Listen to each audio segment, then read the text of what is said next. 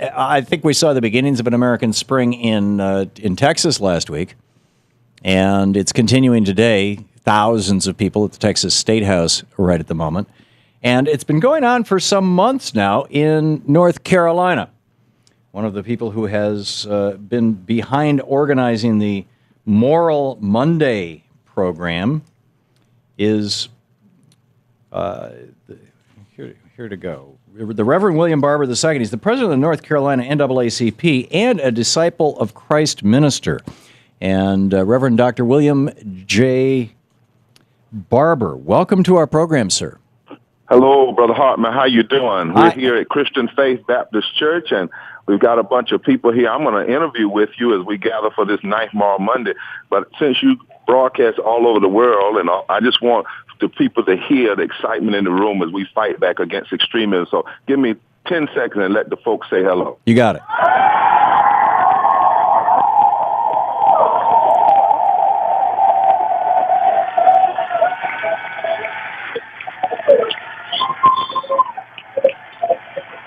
That is spectacular.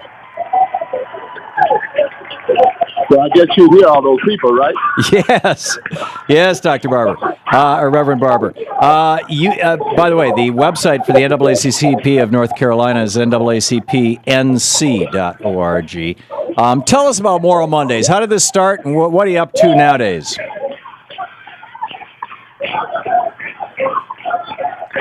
Reverend Barber? So I wanted your audience to hear that it's not about one person. It's about all of these people. Oh, yeah. Black and white and Latino and young and old and labor and straight and LGBT and people of faith who are just standing together and saying that the battle in the nation is now in our state houses and states, and we've got to take on this extremism and this immoral public policy. Yes, absolutely. And tell us about how did Moral Mondays start? Well, it started really because of the extremism of our state government. Our governor, McCory, and Speaker Tillis, and the Senate pro tem leader, they decided that rather than being moderates, rather than maintaining a focus on the Constitution and deepest moral values, that they would cut 500,000 people from Medicaid expansion, that they would take 170,000 people's unemployed, people who lost their jobs or don't follow their own, that they would raise taxes on 900,000 working poor people so they could give tax cuts to 23 of the wealthiest families. And then they would do an all-out assault on voting rights. And when they did that, what they didn't count on is that people in North Carolina, not just black people, but people across broad spectrum would say, this is not our state, this is not the way we should go in the nation, this is immoral, this is extreme, it violates our deepest moral principles, our deepest constitutional values. And so on April 17th, 17 of us went in, and they arrested us. They even arrested a lady in a wheelchair. They arrested ministers. They arrested young. They arrested old. And rather than shutting it down, it spurred a movement, and now there have been over 600 arrests, and thousands of people have come out week after week to say, forward together, not one step back. Amazing. I grew up in Michigan, and I still have family there. Watching Michigan, I've seen the state warped to the hard right by an enormous amount of money, much of it coming from one family, the DeVos family, which is owns Tupperware, and their nephew started Blackwater, Eric Prince. I understand that in North Carolina, you've got your own variation on that with a guy named Art Pope. Right.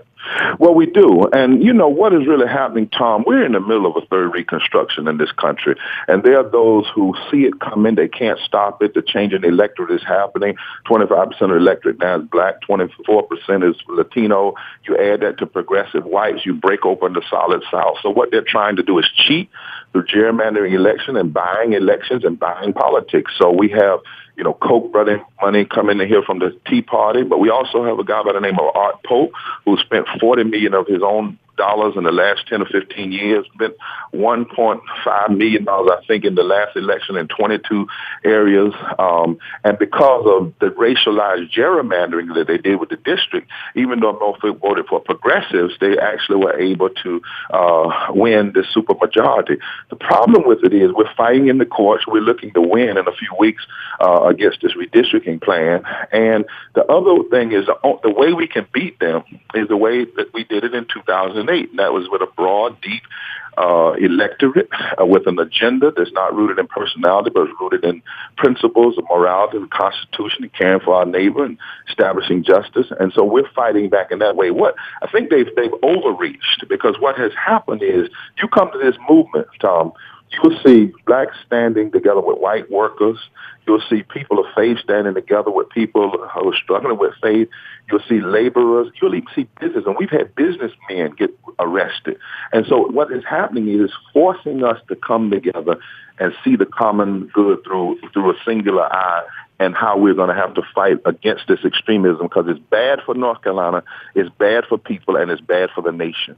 So for people who are listening in other parts of the country who might want to know more about what you're doing and how they can support you, or people who want to show up and do something, and that's kind of two different categories, I guess, two different answers. What should they do? Where should they go on the internet, and where should they go physically if they want to come to North Carolina? They should go to www.naacpnc if they want to get information on the website. It's there. If they want to help. That's .org. .org, right. I'm sorry, .org.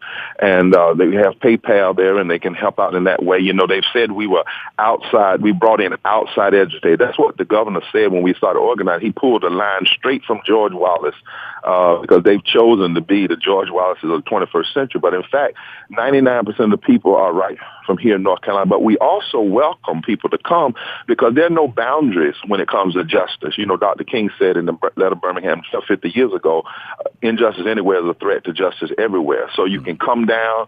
We meet. We're here every Monday. The information is up on the website, and people can find ways to be supportive. The reason why we had to fight so hard here is because North Carolina tends to be a progressive state.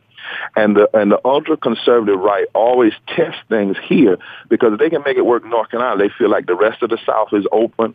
If they can make it work here in North Carolina, they kind of create depression on the rest of the South. So that's why they want to roll back, say, for instance, same-day registration, early voting, Sunday voting that we won here, because they know that gives aspiration to the rest of the South. And that's why we've decided to draw a line in the sand and fight so hard here. Yeah, that is spectacular. We're talking with the Reverend Dr. William J. Barber, the president of the NAACP in North Carolina, NAACPNC.org,